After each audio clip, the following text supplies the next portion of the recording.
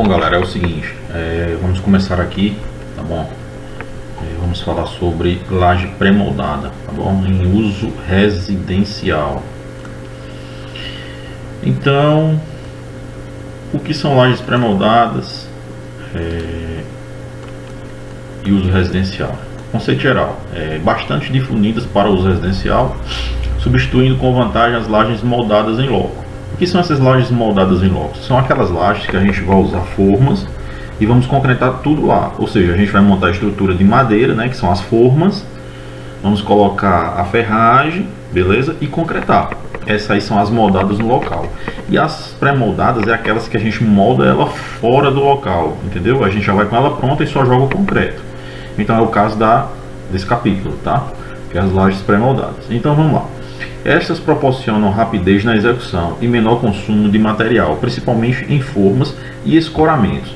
São as estruturas que suportam com segurança as sobrecargas nominais de uma residência de pequenos comércios, como escritórios, de serviços, e podem vencer vãos até 5 metros, ou seja, então o ideal é que você use laje pré-moldada num vão de até 5 metros, né? Passando disso já tem um estudo mais específico e tal, mas o ideal é que seja esse aí, até 5 metros, ok? O comprimento de cada vigota varia normalmente de 10 em 10 centímetros e podem estar cientes de que essas lajes para piso de uso industrial devem ser calculadas e projetadas por especialistas na área, né? Então, como ele está falando aí, o que é que acontece? Para a gente utilizar essas lajes aí, como eu falei anteriormente, em um vão maior ou para outros fins, né? Não sei qual a minha necessidade, mas sei lá, para uma academia que tem muito peso, né, das máquinas, ou para lojas, né, que tem uma grande demanda de carga e espaço, não somente a carga, mas também espaços maiores, né? Então eu preciso ter um cálculo específico dessas lajes, mas as lajes comuns que a gente acaba comprando nas fabricantes aí e tal, elas vão até 5 metros e são para pisos de residências, tá? Ou cobertura, ou seja, a cobertura da sua casa, que substitui o telhado, né? Não necessariamente você vai ficar sem telha, você coloca a laje para ter uma segurança maior e coloca a telha para escoar a água da chuva, né? Então bora lá. Para se considerar lajes pré-fabricadas de uso corrente, as seguintes sobrecargas são admissíveis. Então veja, na laje de forro, ou seja, como se fosse o seu telhado, tá? O seu forro, né? Você vai usar o que? 50 kg forças por metro quadrado. Isso é um carregamento, né? Então cada metro quadrado ele pode suportar até 50 kg. E o piso, né? Que é, vamos supor, você está fazendo uma casa de primeiro andar, então você tem a laje lá, a do piso, né? Se você vai fazer a laje de forro ou não, aí fica a seu critério, mas a do piso você tem que ter entre 150 até 200 kg força por metro quadrado. Então essas são as cargas admissíveis, tá? da lajes pré-moldadas. Aí vamos lá, essa estrutura é construída basicamente de uma vigota de concreto, que é essa peça aqui, ó, tá? Eu tenho 3 ferros e o concretinho aqui. Eu tenho também ela treliçada, né? Geralmente a galera compra treliçada porque esse concreto aqui, ó, geralmente quando você compra ela já assim dessa forma, né? Ela já vindo com esse concreto, você não sabe a qualidade do concreto que o cara criou, né? Então o ideal é que você compre a treliçada porque fica um concreto só na hora que você estiver concretando, certo? Então bora lá. Ela tem uma forma de T invertida, né? Como você está vendo aqui, um T de cabeça para baixo, espaçada entre si de maneiras uniformes, com a colocação de tavelas ou lajotas, de cerâmicas ou EPS, tá? São 2 tipos, né? Ou cerâmica, que são essas lajotazinhas que a gente chama, né? Ou de EPS, que é o isopor, certo? Que é o polietileno expandido. Entre essas vigotas aplica-se uma capa de concreto, com a finalidade de solidarizar o conjunto, dependendo do vão e do uso. Pode ser reforçada com uma ferragem superior na capa de concreto. Veja as figuras de 10.1 e 10.2. 10.1 está aqui, né? Temos a vigota, a lajota, né? E aqui é o detalhe, ó, na montagem, tá vendo? Então você tem aqui, ó, a vigota, né? Aqui, ó, essa parte mais escura aqui, ó, a lajota, e essa parte aqui são as ferragens que a gente coloca sobre a laje, tá? Que são os ferros negativos, os reforços, os ferros positivos, etc e tal. E aqui dentro, esse cinza mais claro, o concreto, certo? Aqui é o concreto. Então vamos lá. A execução da laje pré-moldada deve seguir os mesmos critérios de uma estrutura de concreto. Portanto, o projeto do calculista ou do fabricante deve ser seguido, sem alterações e improvisações. Então, se o calculista entregar o projeto lá, você tem que seguir a fio, porque ele calculou tudo direitinho e a necessidade é aquela, ok? Ainda no mercado, um tipo de vigota que, além de vencer vãos convencionais de uma residência, podem vencer vão de 10 a 12 metros, desde que seja devidamente calculada e estruturada por profissional especializado. É constituída de uma ferragem em forma de treliça. Então, é como eu falei, são as lajes treliçadas, né? Que é tipo essa aqui, ó, a vigota treliçada. Vamos para a montagem. Para a montagem de uma laje pré-moldada, os procedimentos seguintes devem ser adotados. Letra A. No respaldo de alvenaria deve haver uma cinta de amarração, devidamente nivelada na altura da laje, com a finalidade não só de estruturar a alvenaria, mas também para melhorar a distribuição dos carregamentos oriundos da laje e a ser executada. O que ele quer dizer é que você tem que apoiar essa vigota em cima de uma viga, né? Ele chama uma cinta, mas é a viga propriamente dita, né? Se for o caso de uma coberta, você pode ter uma vigazinha básica ou não, ou até uma cinta mesmo bem reforçada, né? Certo? Pelo lado externo da alvenaria, letra B, pelo lado externo da alvenaria deve ser fixada uma tábua, normalmente de 30 centímetros de largura, com a finalidade de revestir, de servir de forma, né, para o concreto da capa da laje. Esse procedimento pode ser substituído pelo assentamento de canaletas de cerâmica tipo J, que a gente viu no material anterior, né, de alvenarias. Lembra que eu falei que tinham umas canaletas em U e J, né? Então a J você pode substituir o que? A forma, né? Você joga todo o concreto lá, já tem a cintazinha, a viga, dependendo da altura do bloco, né? E já joga as vigotas em cima, né? E já joga a vigota, depois volta a lajota e concreta e já tem sua laje, ok? Isso, se você quiser substituir os madeiramentos, as formas de borda, né? Aqui está outro esquema novamente, né? Ó, veja que aqui o concreto ele é preenchido, como eu falei. Isso aqui é o que a gente mais usa, fica melhor, porque todo esse concreto aqui, ó, ele vai envolver o concreto todinho da obra, né? Da laje. Ele vai envolver tanto as ferragens que a gente vai colocar de reforço, como também ele vai envolver a ferragem da vigota, né? Então a vigota tem só essa basezinha aqui de concreto, ó, fininha, que a gente também tem que ter um cuidado no controle dela, certo? Tem que ter um concreto de boa resistência, tá? Então, vamos lá. Esse aqui é o detalhe que eu falei, ó, da tábua, né? Você vai colocar a tábua aqui é os tijolos, né? Ó, aqui você concretou a sua cinta ou sei lá, a sua viga, e aqui está apoiada a vigota, tá vendo? Aí o concreto ele vem para cá, ó. Aqui é o nível do concreto, ó. Se você quer uma laje mais alta, você tem que subir mais essa madeira aqui, certo? E o caso da canaleta, né? Ó. Aqui é o caso da tábua e aqui é o caso da canaleta, que substitui a tábua, né? Ou seja, as madeiras. Tá vendo? Então a mesma funcionalidade. A diferença é que aqui você não precisa usar madeiramento nenhum, só vai usar o escoramento da laje por si só, né? Letra C. A distribuição da vigota deve seguir a orientação segundo o esquema de montagem do fabricante ou do calculista. Nada impede que se comece a montagem da tabela apoiada sobre a alvenaria, paralela ao sentido das vigotas. É recomendável deixar uma pequena folga entre a tabela e a vigota para melhor trabalhabilidade, uma vez que as lajotas sofrem variações em suas dimensões, né? Isso é verdade. Então aqui, olhando de cima, tá vendo aqui, ó, a gente tem a vigota, que vai de um vão aqui em cima de uma parede, né? Ou uma viga, que evidentemente que a viga vai estar sobre a parede. A gente tem a vigota aqui, ó, e aqui a gente tem as lajotas que vão preencher esse vazio, tá? A função dela é exatamente preencher esse vazio, que não há necessidade de concreto, ok? A gente já falou isso em outras aulas de estrutura, eu lembro bem. Enfim, aqui é os escoramentos. Ó, eu tenho aqui, ó, um sarrafo, né? E aqui os pontalete, ó, ou seja, as peças que vão escorar a laje, né? Beleza? Armação de distribuição. Então veja, quando eu colocar o escoramento aqui, ó, eu preciso dar uma contraflecha. Por quê? Essa contraflecha aqui, gente, vai me garantir que o concreto, ao ser aplicado aqui, ele não sele, tá? Ou seja, ele não faça o peso do concreto, ele não venha fazer esse movimento aqui, ó.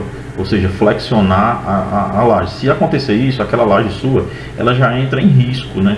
Porque a ideia é que você esteja uma contraflecha para vencer a flecha, ou seja, do momento positivo advindo do peso próprio do concreto, né? Então vamos ver aqui na teoria. Uma armadura de distribuição no sentido transversal às vigotas a cada 40 centímetros de diâmetro. Aqui é a recomendação que ele está falando, para a gente colocar as ferragens, tá vendo? Para lajes que receberão a função de suportar pisos, uma ferragem apropriada deve ser colocada de acordo com as recomendações do fabricante ou do calculista, né? Essa armadura tem a função de melhor distribuir os esforços e as sobrecargas, como também evitar as fissuras na capa de concreto.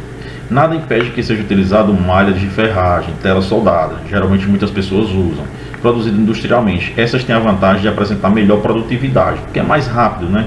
Quando você tem a tela, geralmente as telas são de 2,5 por 5 por 6 metros, a 3 metros, depende muito do modelo dela. Então você substitui do cara ficar colocando ferro por ferro e emendando ele, né? Você já coloca a tela lá, já bem mais prático, tá ok? Espessura da laje. Então vamos lá. A espessura da laje pré-fabricada é uma função da espessura da tabela, acrescida da espessura da capa. A tabela 10.1, que é essa aqui, ó, apresenta os valores para lajes pré-fabricadas, como a figura 10.9, tá aqui embaixo, ó, a figura 10.9, com enchimento de lajota cerâmica e com EPS, no caso do isopor, né, que é o polietileno expandido, tá?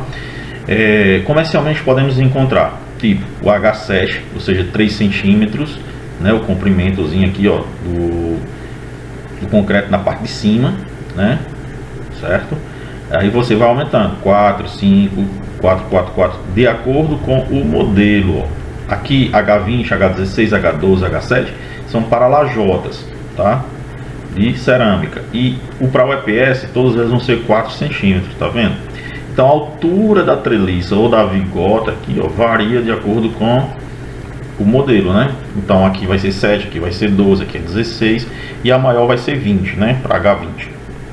Que dá justamente a nomenclatura. H7, altura 7 cm, H12, né? Isso aqui basicamente, se você observar, o tipo é em função da altura da própria vigota, tá vendo aqui, ó? 12, H12, né? H16, H20, 20, ok? A espessura sempre vai ser 30 centímetros, tá certo? Essa espessura aqui, ela vai ser sempre 30 centímetros. O F, né? Que é essa aqui, ó. Desculpa, o E é espessura não, o espaçamento, né? Entre eles. O espaçamento que vai ser daqui para cá, ó, tá vendo? Esse espaçamento aqui vai ser 130 centímetros nas de lajotas de cerâmica e 37 nas de isopor, tá ok? O F, que é o do eixo a eixo, né?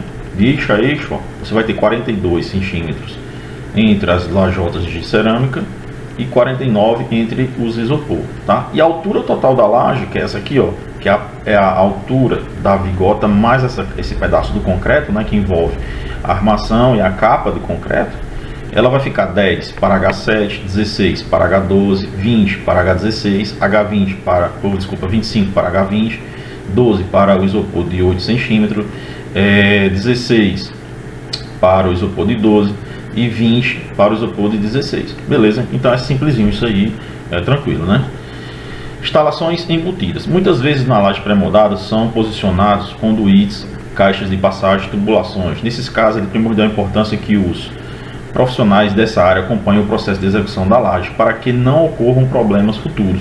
Os mais comuns deles são caixas de passagem mal posicionadas, provocando o escorrimento de concreto, conduítes mal fixados na caixa de passagem, que provocam seu entupimento com o concreto. Pelas atividades concretais, principalmente pelo pisoteamento, pode ocorrer amassamento dos conduítes, deslocamento de caixa de passagem. Então tudo isso aqui, gente, o que é que ele está dizendo? Na hora que a gente vai montar a laje pré-moldada, a gente tem que observar e ter cuidado nas caixas de passagem, que é onde vai passar os tubos, né? E os conduítes, ou seja, os canduletes, né? Que é onde vai passar os fios. Porque acontece muito do concreto entrar, entupir. Depois que acontecer isso aí, meu amiguinho, você vai sofrer. O eletricista vai sofrer, vai ter que quebrar, enfim. Não é legal. Então tem que acompanhar, tem que ter cuidado sempre que for fazer essa concretagem, para ninguém estiver passando em cima da laje, pisar e amassar, porque depois que pisar e amassar ali já era, depois que o concreto secar, você não vai conseguir passar os fios, porque já amassou, o candulete já era, entendeu? Então tem que ter muito cuidado, principalmente porque os canduletes, o canduíte, né, que é o nome popular que a gente fala, aqueles tubos de PVC amarelinho que a gente usa, né, que é o corrugado, né, que é o comum, mais utilizado em obras para passar os fios. A galera não tendo cuidado, aquilo ali é leve, qualquer coisinha amassa, né? Depois que amassar já era, beleza? Então vamos lá, o polietileno expandido, ou seja, o isopor, está cada vez mais comum na construção civil, principalmente na execução de lajes. Quais são as vantagens? Diminuição do peso próprio da estrutura, refletindo diretamente no custo da estrutura, redução de mão de obra, baixa absorção de água, isolamento térmico e acústico, alta imunidade a fungos e bactérias, não há perda por causa de quebras, diminuição em formas e escoramentos, flexibilidade nas medidas, né? Então tudo isso aqui é evidente porque o isopor estará substituindo quem? A lajota de cerâmica, né? Então a lajota de cerâmica ela vai absorver a água, ela não vai ser um bom isolante térmico e acústico porque ela transmite isso aí, né? O isopor ele é mais que a cerâmica, né? Evidentemente. O isopor ele não consegue aderir fungos e bactérias, a lajota sim, por ser suas porosidades, por ser um material cerâmico. Então essas são as vantagens do isopor, tá? Mas vale ressaltar que você tem que observar o seguinte: o isopor ele possui alta sensibilidade a produtos que contêm solvente, tá? Então ele libera gases tóxicos quando exposto ao fogo. Então tem que ter cuidado nisso aí, né? Vocês sabem, o isopor ele é facinho de queimar, tá? Ele de pegar fogo, digamos assim. Então cuidado com a laje pré-moldada. Quais são os cuidados que a gente tem que ter? Além dos equipamentos de proteção individual, né, que vocês já viram com Érica, devem ser utilizados por todos os trabalhadores. Alguns cuidados adicionais devem ser observados. Na montagem da laje, proibir a permanência e o trânsito de pessoas sobre a área de montagem, se há riscos constantes de queda, né, de tavelas e vigotas. Quando a gente fala tavela, a gente é um nome que ele dá para a lajota, beleza? Para não ficar confuso isso aí. Ele usa muito esse nome tavelas, mas são as lajotas. Colocar tábuas sobre a laje para a movimentação dos trabalhadores, não pisar sobre as tavelas, molhar abundantemente a laje antes da concretagem, assegurar que os tubos de passagem estão bem fixados no local adequado, conforme o projeto, bem como os canduítes e as caixas de passagem. Isso aí são as medidas, né, que são utilizadas nas fabricações, na concretagem das lajes, tá? Verificar durante a concretagem as condições de escoramento, não sobrecarregar com concreto único local de laje durante a concretagem.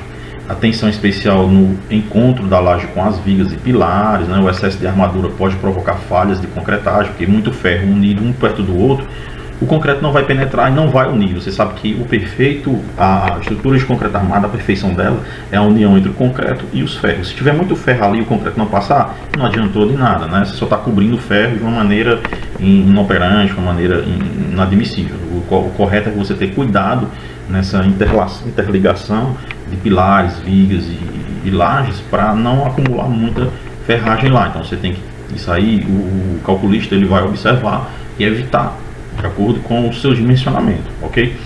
O concreto da laje deve receber procedimentos de cura por pelo menos 7 dias, né? Então você tem que passar 7 dias aí jogando água na laje para que o concreto ele hidrate direitinho, para que o cimento consiga fazer a sua hidratação perfeita e assim o concreto tenha um ganho de resistência, né, inicial. O procedimento é interessante utilizar as pessoas de água. Muita gente usa as pessoas de água, outras pessoas usam mantas, né? Jogam águas em cima das mantas, enfim. Se a laje não for receber cobertura, deve-se providenciar a impermeabilização adequada e não esquecer de executar escoamento para as águas das chuvas, ou seja, com inclinação mínima de 1%. Se você está criando um forro, né, uma laje de coberta, o ideal é que você coloque aí no mínimo 1% de queda, né? Impermeabilize ela, seja com manta asfáltica, seja com produtos poliméricos, entendeu? Desde que impermeabilize para quando chover, já que você não vai usar telha de forma alguma, para quando chover sobre sua laje não infiltrar dentro de sua casa, ok? Então, gente, isso aqui é uma disciplina, é um conteúdo bem básico, né? Eu espero que vocês resolvam essas questões. Me mano, tá? Vai ficar como dica aí, vocês vão ler esse material, vão responder isso aqui para mim e vai servir como atividade, ok? Então é isso, valeu!